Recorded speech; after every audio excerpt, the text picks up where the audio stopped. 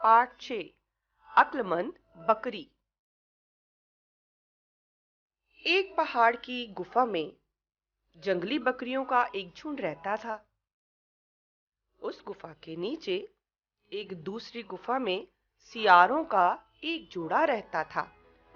जब भी कोई बकरी झुंड से अलग होती तो सियार उसे मारकर खा जाते। झुंड की सरदार बकरी ने देखा कि बकरियां कम होती जा रही हैं। उसने सोचा, जरूर दुष्ट सियार उन्हें मारकर खा रहे होंगे। मैं अपनी बकरियों को सावधान रहने के लिए कहूंगी। उसने बकरियों को बुलाकर कहा, अकेले बाहर मत जाया करो, नहीं तो वे चालाक सियार तुम्हें खा जाएंगे। तुम लोग झुंड में ही बाहर निकला करो। बकरियों ने अपनी सरदार की चेतावनी पर खूब ध्यान दिया। वे सदा झुंड में घूमने लगीं। इससे सियार अब उनमें से किसी को भी मार नहीं पा रहे थे। नर सियार समझ गया कि बकरियां अपनी सरदार के कारण ही इतनी सावधान और चौकस रहती हैं। वह अपनी पत्नी से बोला, जब तक यह सरदार बकरी है तब तक हम किसी बकरी को मारकर खा नहीं सकते। हमें किसी तरह से उसे ही मार डालना चाहिए। मेरे पास एक तरकीब है, मगर उसमें मुझे तुम्हारी सहायता चाहिए। मादा सियार ने पूछा, मैं तुम्हारी क्या मदद करूं? तुम सरदार बकरी से दोस्ती कर लो, फिर उससे कहो कि मैं मर गया हूं और मुझे मिट्टी में दबाने के लिए तुम्हें उसकी मदद चाहिए। फिर तुम उसे यहाँ ले आना। जैसे ही वह गुफा में घुसेगी, मैं उस पर झपट पड़ूंगा और उसे मार डालूंगा। मादा सियार इन सब बातों से सहमत हो गई। पहाड़ की ढलान पर जाकर उसने सरदार बकरी से दोस्ती कर ली।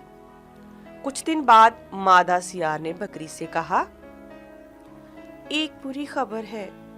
पिछली रात नर सियार अचानक मर गया। मुझे बहुत अकेलापन महसूस हो रहा है। ऐसा कोई भी नहीं है जो मेरी मदद करे। केवल तुम ही मेरी सखी हो। क्या तुम उसका शरीर मिट्टी में दबाने में मेरी सहायता करोगी? बकरी ने कहा, सखी, मुझे तुम्हारे नर सियार से अब भी डर लगता है। मैं तुम्हारी गुफा में नहीं जा सकती। डरो मत, मादा सियार बोली। मरा हुआ सियार तुम्हारा क्या बिगाड़ सकता है? कृपया करके मेरी मदद करो। बहुत कहने पर बकरी मादा सियार के साथ जाने के लिए तैयार हो गई, लेकिन उसे शक था, इसलिए उसने सोचा कि वह पूरी सावधानी बरतेगी। उसने गुफा का रास्ता दिखाने के लिए मादा सियार से आगे आगे चलने को कहा।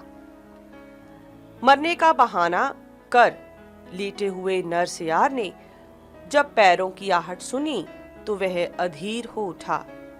उसने जरा सा सिर उठाया और एक आंख से देखा। बकरी पहले से ही चौकस थी। उसने यह सब देख लिया। वह मुड़ी और वहां से भाग गई।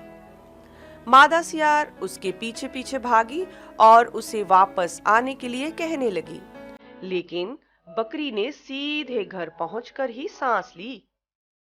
मादा सियार वापस अपनी गुफा में आ गई। नर सियार ने उससे पूछा, अब क्या करें? बकरी को फिर से यहाँ कैसे लाएं? मैं उसे वापस लाने की कोई ना कोई तरकीब निकाल ही लूंगी। यह कहकर मादा सियार फिर बकरी के पास पहुंची। उसने बकरी से कहा, तुम्हारा हमारे घर आना तो वरदान साबित हुआ। मेरा सियार जीवित हो गया। हम बहुत खुश हैं और चाहते हैं कि आज रात तुम हमारे साथ दावत खाओ। बकरी को पता था कि इन सियारों पर भरोसा नहीं किया जा सकता। दूध का जला छाछ भी फूंक फूंक कर पीता है। उसने सोचा कि इन दोनों को इतनी आसानी से नहीं छोड़ना चाहिए। उन्हें ऐसा पाठ पढ़ाना चाहिए कि उन्हें उम्र भर याद रहे। उसने मादा सियार से कहा, मुझे यह सुनकर बड़ी खुशी हुई कि तुम्हारा सियार जीवित है।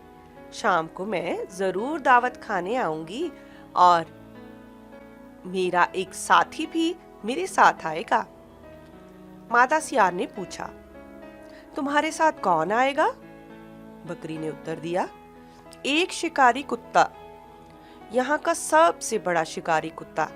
आज रात तुम हमारी राह जरूर देखना। यह सुनकर मादा सियार बहुत डर गई। वह भागी भागी अपनी गुफा में पहुंची और नर सियार से बोली, चलो यहाँ से तुरंत